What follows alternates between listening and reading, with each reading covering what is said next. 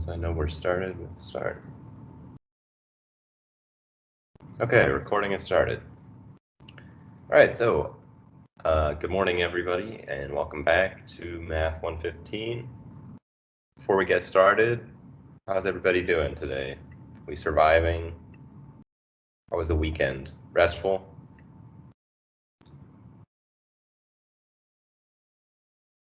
Hopefully not stressful. Sleepy? Yeah, a little bit the same. Every Monday, it's like the sleep schedule gets all messed up over the weekend. Same thing with Justin. Okay. Yeah, never enough sleep. Totally agree.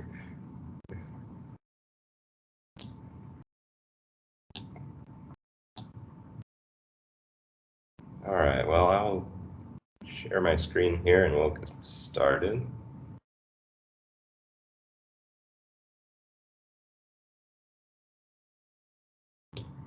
Okay, so before we start, I just want to go through a couple announcements, and then we'll move on to some new and hopefully exciting material. So first announcement, homework 4 and 5. I had some students email me on Friday night panicking because my math lab went down. So if there's ever anything like that happens and we have math lab going down, like, you certainly don't worry about it. Okay, I'm gonna extend the homework so that everybody can, get it done. So I extended the deadline for homework 4 and 5 to tomorrow at midnight, or 11:59 p.m. or whatever, just in case there were people who were working on it up until the last minute and they got shut out. That's pretty lame. So you can go back and work on those homeworks if you weren't able to complete them because of the outage, or just if you feel like going back and revising some of your work, you can also go back and work on those. So that's homework. This week, we are not going to have class on Thursday, because Thursday is a wellness day. It's one of the days which is supposed to replace our spring break. Sad face that we don't get a spring break, but hey, at least we have a wellness day. So we'll just do Monday, Tuesday, and Wednesday this week. And yeah, back on to regular office hours this week. So Monday from 9:30 to 10:30, Wednesday from 9:30 to 11:30, or by appointment, okay? So if those times don't work for you, don't forget, you can always just email me and set up a time, and I'll sit here with you for like an hour, in like the hour of your choosing, and we'll talk things over, okay? So that's office hours. Oh yeah, and I just wanted to put a thing here. I want everybody to mark their calendar now. Okay, exam 2 is going to be on March 8th. Okay. So hopefully, even if you're kind of watching these a little bit behind on the recordings, and you're like a week behind, you'll still get this notification well in advance of the exam. So I just want everybody to be aware of this. It's also on the syllabus, and it was stated on the first day of class, but I just want everybody to be familiar with this date, March 8th.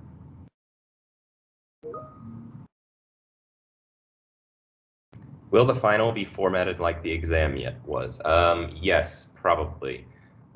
So that is basically what I did last semester. I might change things up a little bit this semester, but most likely I'll just do the same thing. So what I did last semester was I gave an exam in the same format. So it was like 12-hour window overlapping your final exam time. And the exam is like a little bit longer than the exams typically are during the semester. So rather than like 6 questions, it'll be something more like 10 questions. And yeah, it'll probably be just kind of the same format. Good question. All right, any other questions about these announcements or just anything administrative with the class?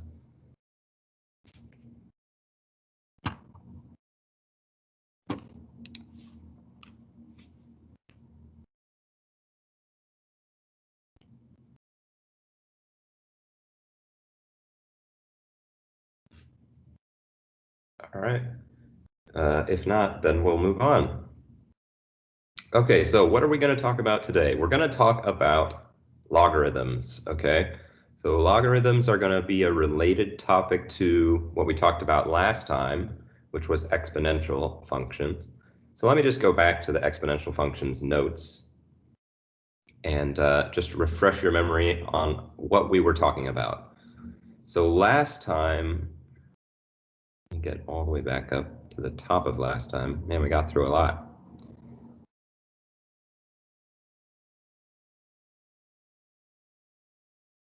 Dang, we got through a lot. Okay, sweet. All right, so last time we were talking about these exponential functions. So functions like those which are in this red box here, okay, we have f of x is equal to a to the power x.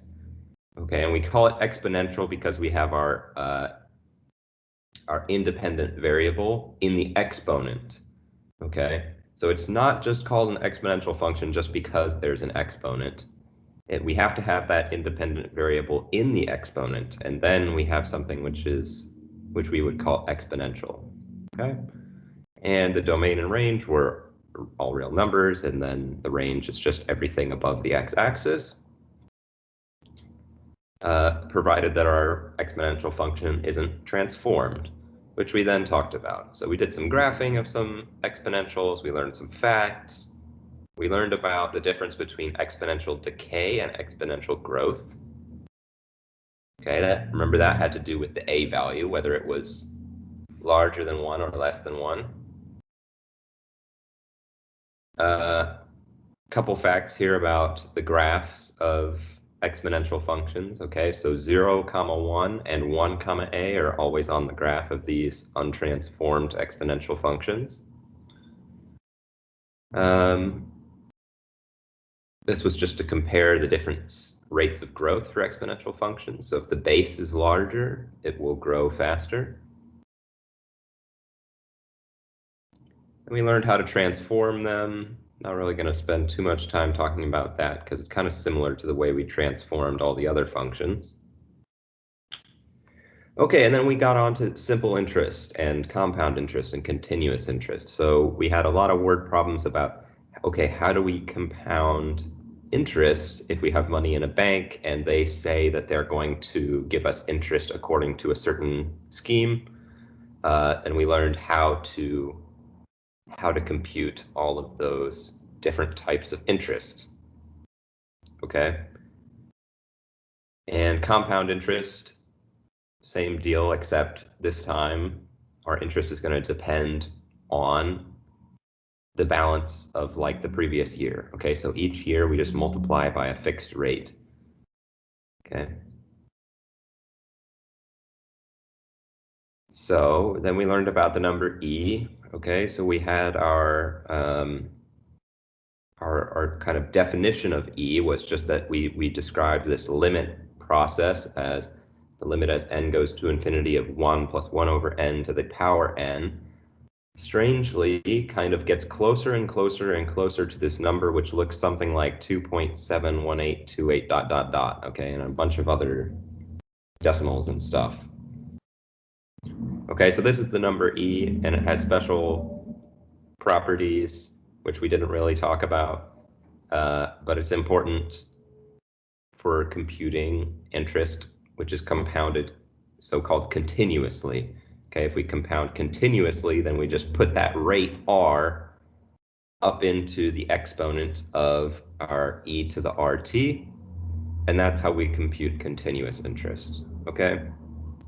And we noticed that between all of these different types of interest, I mean, the rate, depending on the type of interest, even though we had the same rate of 5% interest throughout all of these different types of interest being compounded or compounded continuously or simple interest, we got slightly different end results, okay?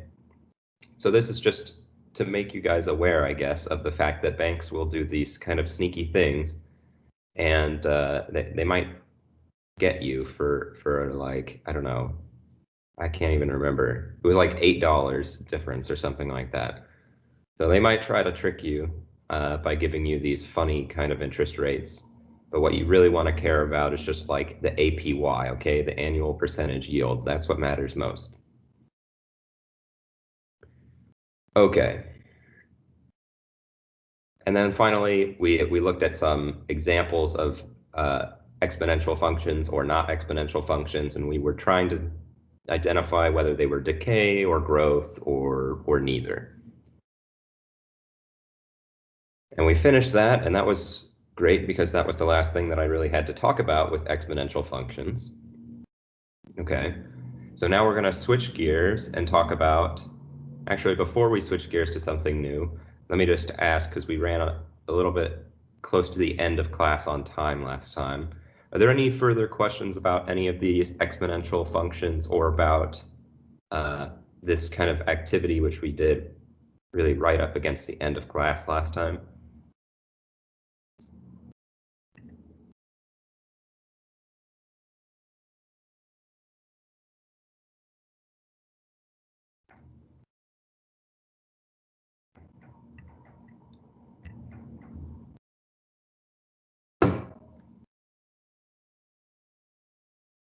All right, if not, then we'll move on. Okay, so today we're going to talk about logarithms, okay? And we'll define what they are in just a second, but I want to put out here a couple of motivating questions before we start talking about logs, okay? So first of all, let's recall what the graph of this function, say y equals 3 to the x, looks like, okay? And let's try to answer this question of whether we think that the graph is one-to-one, or really just if the function is one-to-one. So why don't I say, is the function f of x equals 3 to the x, 1-to-1? Okay, and remember, if we just have an untransformed exponential function, we can see that this a value, a is equal to 3, and that's a number which is larger than 1. So we know we have exponential growth. And remember, we know we can always plot the points 0, 1, and the points the point 1, 3 on our graph. Okay, so that's how we kind of pin it down. And then what we're going to do is we're just going to kind of draw the general shape of an exponential function through these 2 points. So it's going to get really close to the x-axis going in this direction. And the other way, what's happening? Well, we're shooting up very large, faster and faster. Okay, so this is the graph of f of x equals 3 to the x. And my question here for you guys is, do we think this graph is 1-to-1 or not? So let's maybe, before we put anything in the chat, let's instead do a hand-raising thing. So let's have people raise their hand if we think this graph is 1-to-1.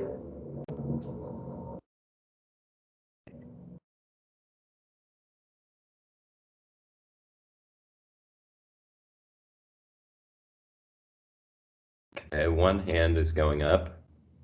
Does anybody agree that this graph is going to be 1-to-1?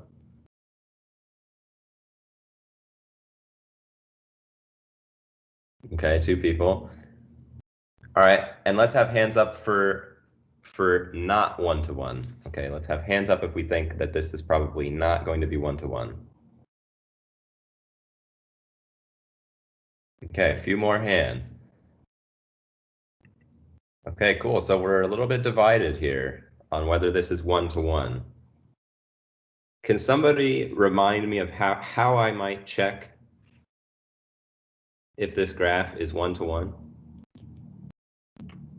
Is there some kind of method that I can check just by looking at this graph here and see if this is 1-to-1?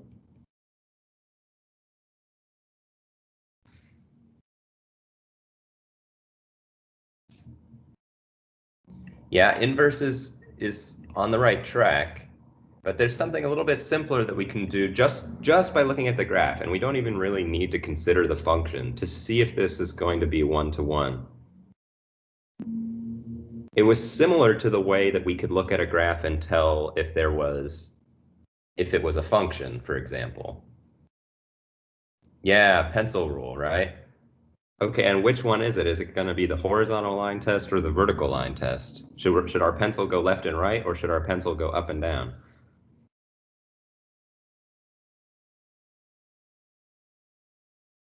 Yeah, horizontal line test is how we check for one-to-oneness. Okay, vertical test. So let me just write this down. Whoops. Vertical line test. That's how we check for, is it a function? And the horizontal line test is how we check, is it one-to-one? One-to-one. In other words, well, we'll talk about that in a second. Okay, so let's just apply our horizontal line test. Remember, our horizontal line test, what we want to do is just consider a horizontal line here. And I'm just going to grab it.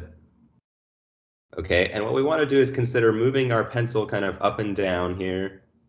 And we want to check for places where this horizontal line might intersect our graph at more than one point. Okay, so here we can see we're pretty safe. 1, 1, 1, just 1 point, just 1 point, just 1 point, just 1 point.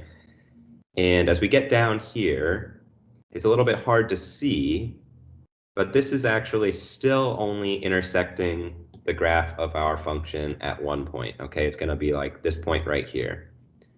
All right. If we zoom in really, really far, what these things look like is this thing. If we zoom in even further, what would it look like? It would still be going down, although very slowly. And our horizontal line is always going to be horizontal. Okay.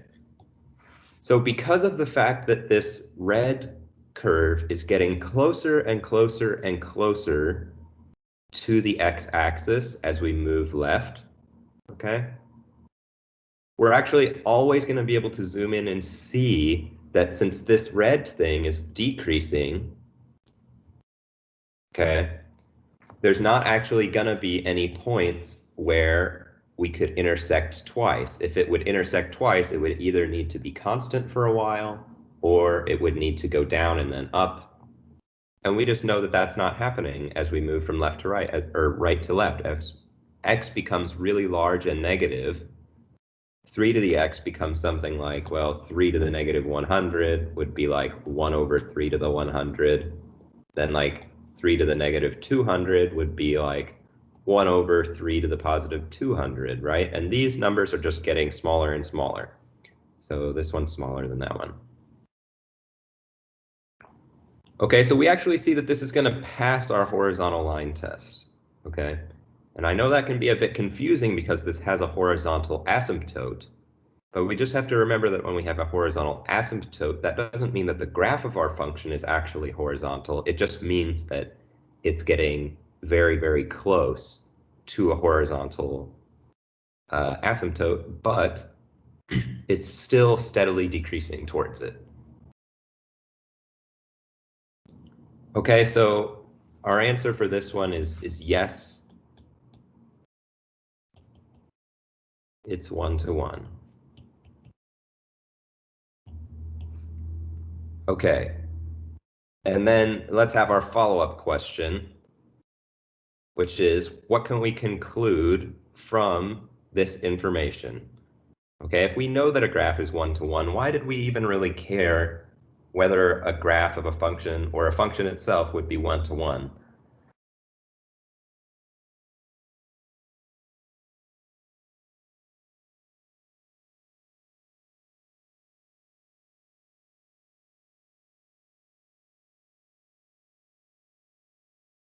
I think somebody might have mentioned it earlier. What can we conclude if we know that a function is 1-to-1?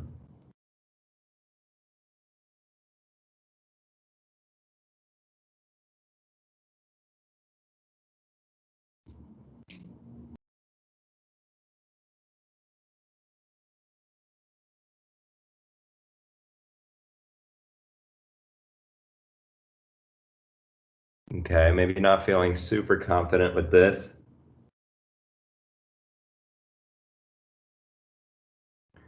Okay, so here's the basic idea.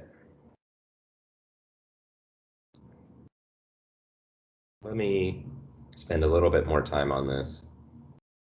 When we had some function f, right? Let's recall what how we decided whether or not f was actually a function. Okay, so we had something like, I don't know, a, b, c, and d. And here we'll have e, f. Oh, we shouldn't use f. We should use e and g and h and k, maybe. Remember, when we said a function was a function, or a relation was a function, what we required was that we should have that it's okay for two things to go to the same output, but it's not okay for one thing to go to two different outputs. Okay? And what we're saying if we're one-to-one is actually we're going to now require that it's not possible for two inputs to go to the same output. Okay, we have one input going to exactly one output. And this says something about the relation if we were to flip it the other way. Let me use a more contrasting color. If we were to flip it the other way, okay, it says something about the flip. And what it says is, okay, if we have one input going to exactly one output, then if I try to map in the opposite direction, okay, then I'm never going to have one of my new inputs mapping to more than one output. Okay? So one-to-oneness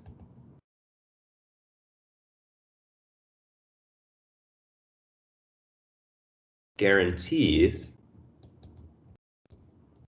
that the reverse or the inverse relation will be a function. So one other way you could think about that is to say the following. If the graph of f of x passes the horizontal line test, then f inverse of x passes the vertical line test. Okay? So when we have a graph of this function f of x equals 3 to the x, what are we saying? So let's see, let's put 3 to the x on here.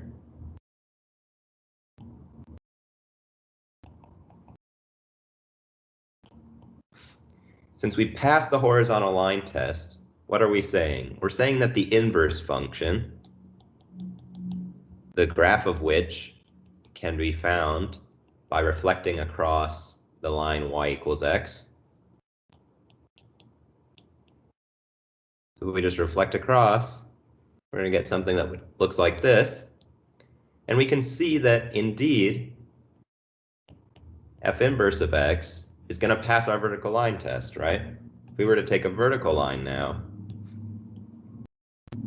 and go left and right on the inverse function here, we see that we are going to pass that vertical line test.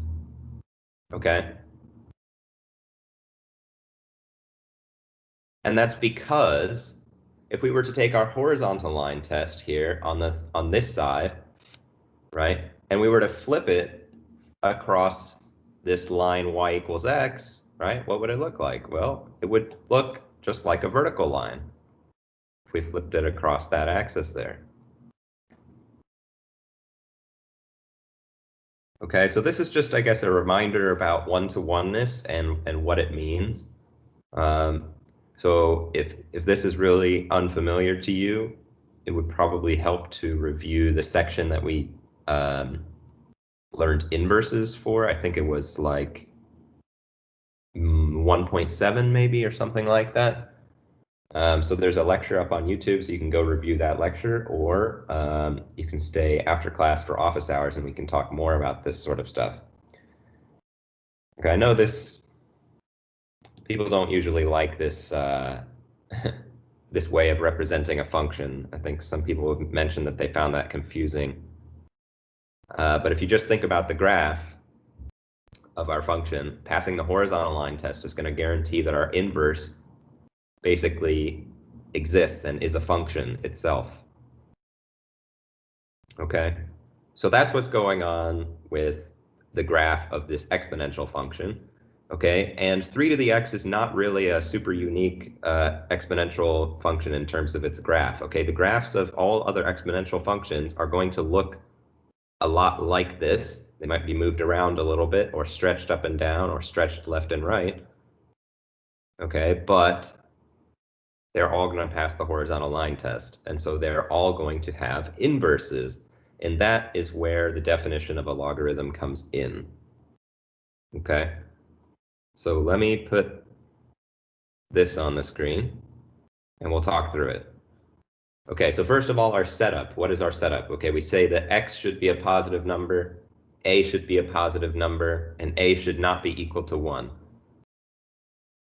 Okay, so this a here, by the way, is the same a that we used in, say, y equals a to the x, okay? When we talked about a to the x, it's the same a, okay? We call it the base. All right, so this is the new notation here. We have y is equal to log base a of x. That's how we say that, log base a of x. And we say that this relation is going to be true. Actually, we define this relation to be true if and only if the relation a to the power y is equal to x. Okay?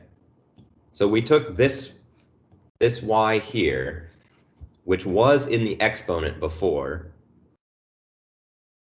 okay, and we put it on one side on its own. So we've got the exponent on its own side, and then on the other side, we've put our a in the base of our log, and the answer, or the argument is sometimes what people call it, inside of our logarithm function. Okay, so the way we would read this bottom equation is basically as follows. We would say that x, the argument, is what you get when you take the base to the power y. Okay, that's how we would read the bottom equation. And the top equation looks like basically the power y is what you need to put on the base a in order to get x as your argument. Okay, so we're going to be switching back and forth between these two forms all the time. Okay, and if you struggle with this at first, it's okay. Lots of students do. Okay, so we're just going to practice a little bit of switching back and forth between these two forms here, okay, to learn how this stuff works. Okay, so this, just remember, this is really just a kind of a new way of packaging this information here. It's a new way of packaging this information. We're just writing it in a slightly different way, okay?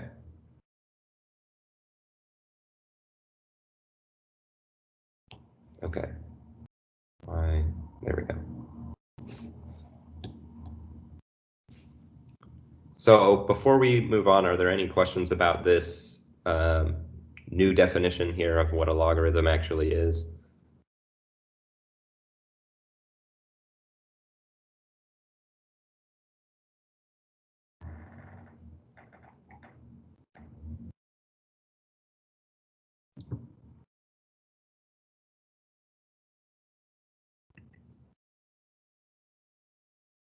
Okay. Well, let's practice converting between forms then, okay? So sometimes students like to memorize the sentence. It goes something like log base argument equals exponent. Okay?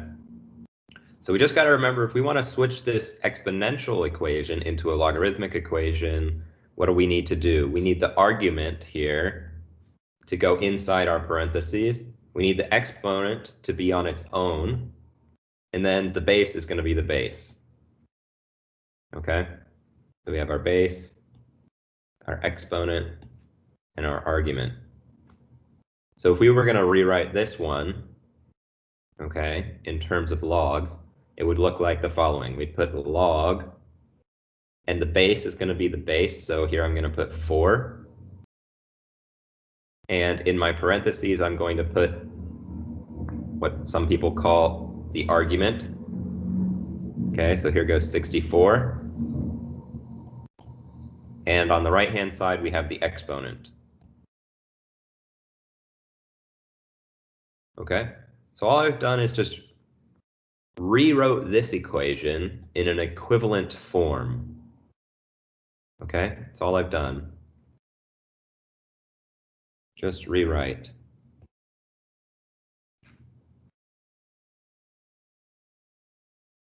Okay, let's do one more practice here. So we get a to the negative 2 is equal to 7. Well, if we want to convert this into log notation, we would put log. Well, the base should be whatever the base is. It's a. And then we should put inside our parentheses the argument.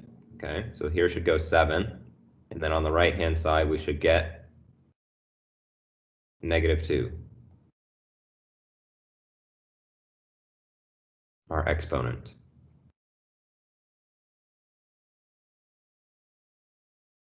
Okay? So that's how we convert between forms when we're going sort of in this direction, okay? We just rewrite in this kind of new notation. All right? Now let's talk really quickly about switching the other way around, okay? So if I want to express this equation, which is a logarithmic equation, if I want to switch it to an exponential equation,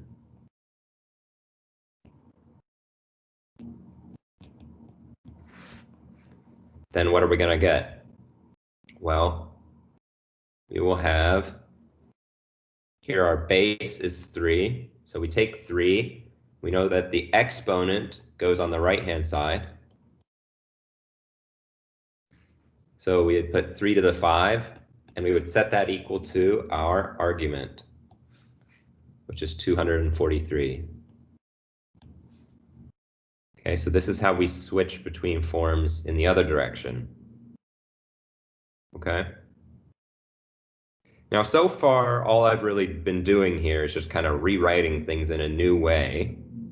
All right, but this last example sort of gives us an insight into the type of problems which we're going to be facing coming up, which is basically sometimes we're going to have equations like this where we have something to solve for, okay? And if we were to rewrite this log 2 of 8, okay, if we were to rewrite log 2 of 8 equals x as an exponential equation, well, the exponential equation would be 2 is our base, and our exponent should be x, and that should be equal to 8. Okay? So if our objective was to find, if our goal is to find x, sometimes we're going to find the logarithmic equation much, much easier to work with. Okay? And sometimes, like for this example, it's not too hard to see what x should be, right? Sometimes it'll work better if we work with our exponential equation. Okay, so if we have problems like this, a lot of the time we're going to spend time switching back and forth between these forms to see which one is going to be a little bit easier to work with. Okay? Generally, if we want to solve for this x here, well, we're going to want to write it by itself, and the way we get it out of the exponent is by rewriting this in logarithmic form. Okay? That's how we solve for x. Okay? And side note, something like log 2 of 8 is something you can compute. Okay? This is something that you can compute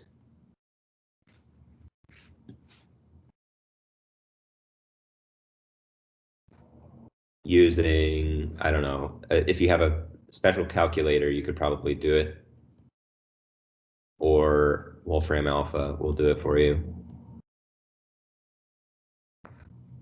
Or if you're really, really old school, you could use a log table. Okay, so back in the day before they had calculators, they used to have these like big books full of logs which people would compute, and then they would write down all the answers to all the possible logs, and that's how you would compute logs. It sucked. Okay, so let's pause. This is a good time to pause and ask for questions. Is this stuff making sense about how we switch between these two forms? Can I get some feedback here? Is this clear, or does it need a little bit more explaining?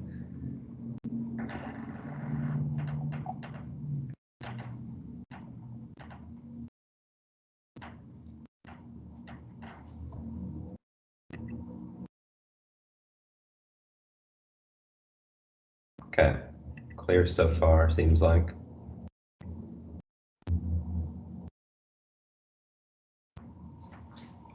All right, well then we'll move on.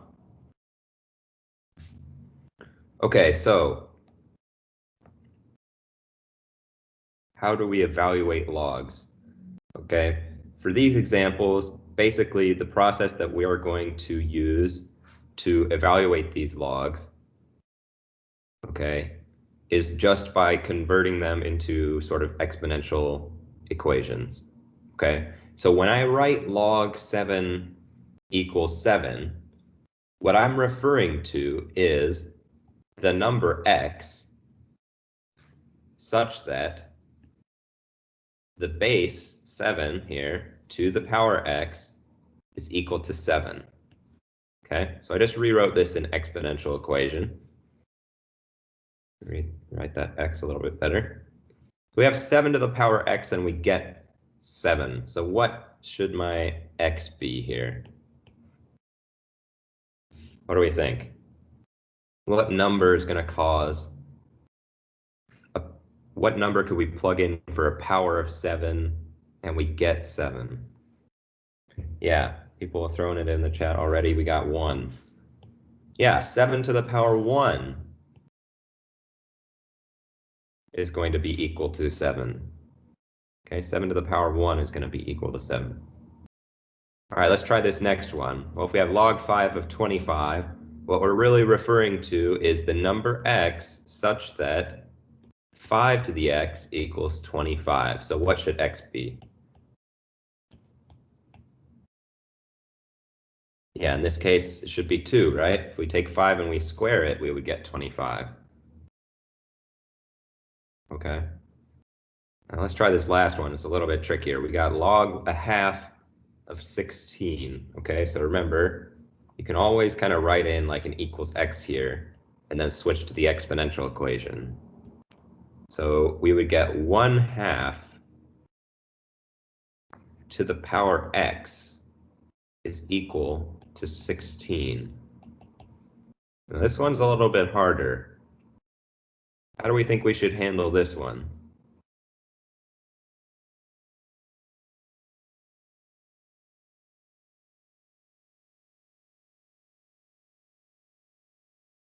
Any ideas?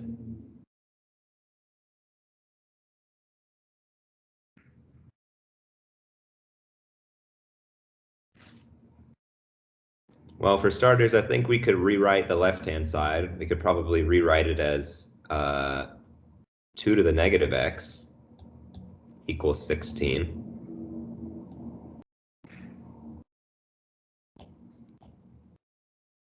What power of 2 gives me 16? Let me ask that.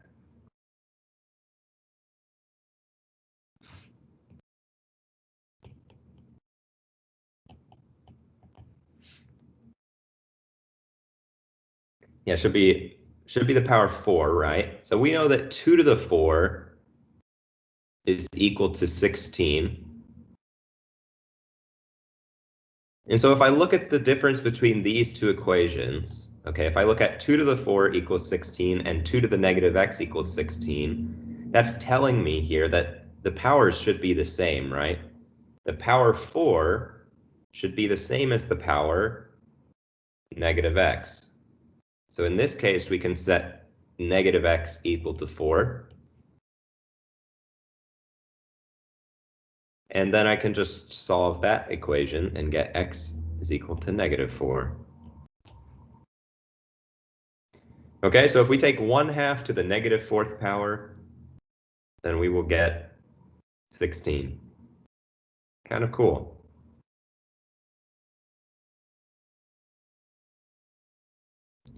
Okay, so this is how we actually evaluate logs. Okay. Any questions about that part?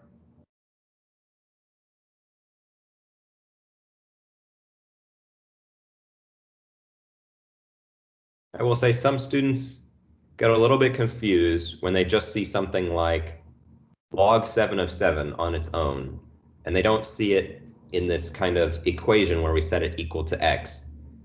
And we got to remember here, when we write log 7 of 7, we're referring, it's interchangeable with the thing which is on the other side of an equal sign, right? And if we put x on the other side of the equal sign and then solve for x, that's going to be the number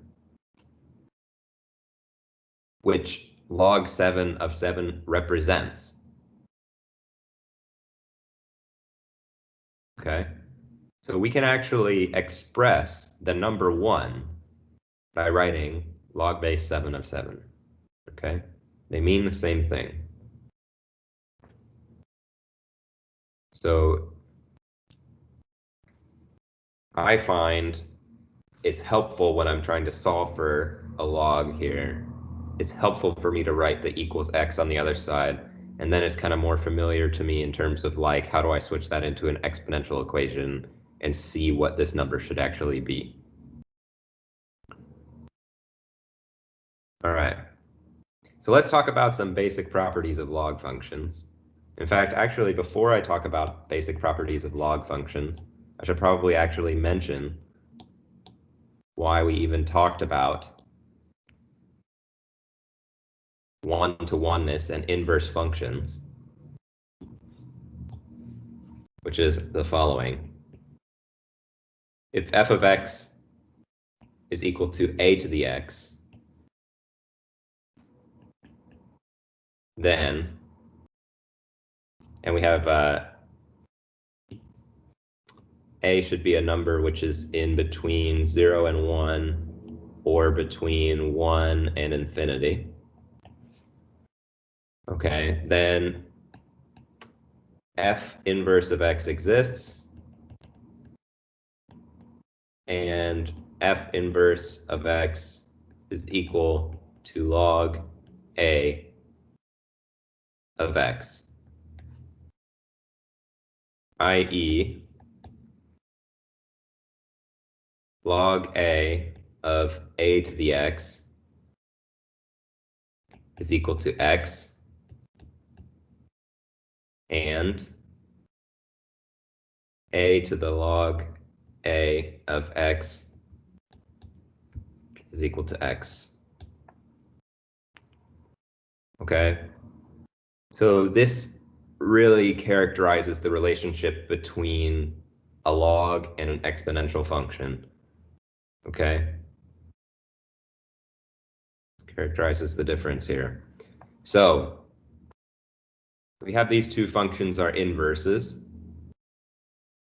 Okay, so let's talk about some basic properties of log functions. First of all, okay, log a of a is going to be equal to 1.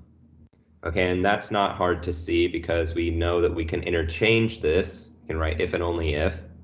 Right? This equation is true if and only if the equation a to the power 1 equals a is true.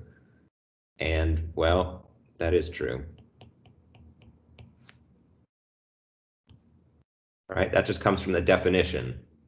Okay, so log a of a is just going to be 1. And then log a of 1 is going to be equal to 0. Again, to see the proof, all you have to do is rewrite this in its exponential form. So the base here would be a, our power would be 0, and we would set 1 on the other side. And we want to evaluate, is this true? What do we think? A to the power 0 equals 1. True or false?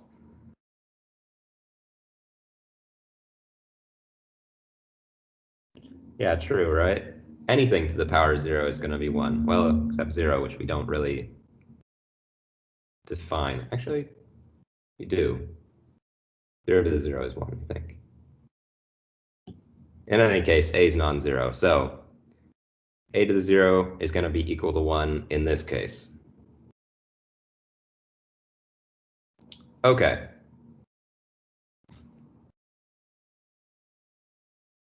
So the last two steps, again, in fact, no wonder I didn't write that stuff down up there. Well, this is true. We've already seen it above. But basically, if we were to rewrite this in its exponential form, what would we get? We would get the base a here to the power x is equal to the argument a to the x. So we see that this whole thing basically just reduces to an identity when we switch this into its exponential form. Okay. Likewise, if we have an exponential equation here, we can rewrite this in its logarithmic form, right? We can write log base a of, and then here should go the argument,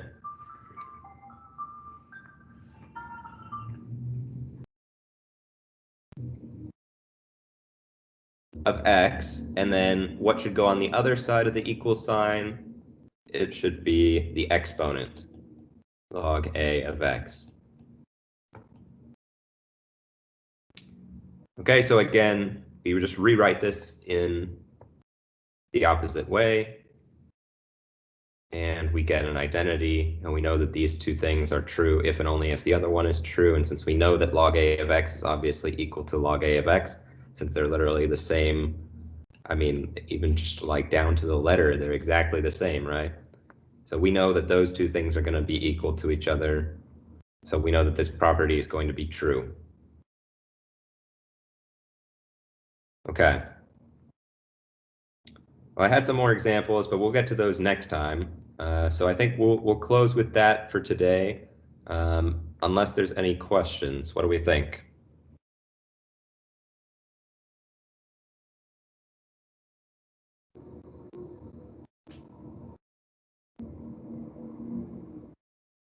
Okay. Well, if you do have any questions, stick around after class because I have office hours from now until 10:30. Otherwise, have a great day.